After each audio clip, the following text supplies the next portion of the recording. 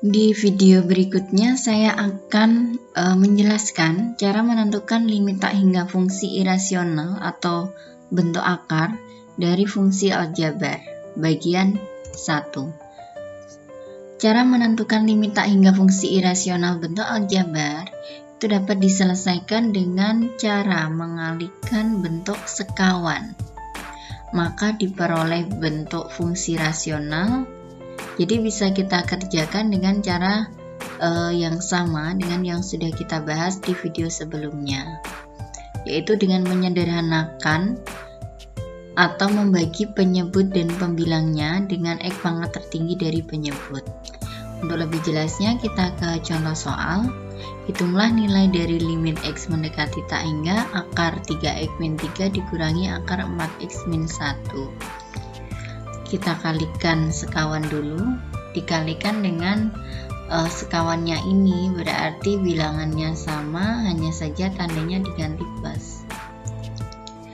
Limit X mendekati tak hingga, kalau ini dikalikan sekawan maka akarnya hilang, menjadi 3X min 3 dikurangi 4X min 1. Disederhanakan yang atas, 3X kurangi 4X itu min X, min 3 kurangi min 1 itu min 2. Yang bawah dituliskan sama. Kemudian ini kan diperoleh bentuk fungsi rasional ya. Cara penyelesaiannya tinggal dibagi dengan X pangkat tertinggi penyebut. Penyebutnya itu mempunyai X pangkat tertinggi X pangkat 1 tapi di dalam akar kuadrat, sama saja atau senilai dengan X pangkat setengah atau akar X. Jadi di sini semuanya dibagi dengan X pangkat setengah atau akar X seperti ini, sesuai dengan prinsip dasar limit tak hingga kemarin. Limit X mendekati tak hingga dari 2 per akar X ini kan hasilnya 0 ya. Ini 0, kemudian yang ini juga 0, ini 0. Jadi bisa dituliskan seperti ini. Nah, yang agak berbeda yang ini. Ini kan harus disederhanakan dulu. Min X dibagi X pangkat setengah. Kalau pembagian dengan bilangan pokok yang sama, maka pangkatnya dikurang. 1 dikurang setengah. Itu hasilnya setengah. Jadi bisa dituliskan di sini nilainya min akar X. Kemudian X-nya diganti tak hingga, diperoleh min tak hingga. Ingat pada sifat bilangan tak hingga dipangkatkan nilai suatu bilangan itu tetap hasilnya tak hingga. Jadi di sini dituliskan min tak hingga dikurangi yang ini hasilnya 0, yang ini akar 3 ditambah akar 4. Kemudian di sini tadi kan X-nya diganti tak hingga, itu hasilnya min tak hingga. Min tak hingga dibagi suatu bilangan itu juga hasilnya min tak hingga. Contoh yang kedua, limit X mendekati tak hingga dari akar 9X min 2 dikurangi akar 9X ditambah 1 adalah, kita kalikan sekawan seperti ini. Kemudian disederhanakan, kalau dikalikan sekawan akarnya hilang tapi tandanya diperhatikan, setelah tanda min itu harus dikurung. Dibagi dengan yang penyebut kita tuliskan sama. Limit X mendekati tak hingga, ini 9X kurangi 9X habis, min 2 dikurangi 1 itu min 3.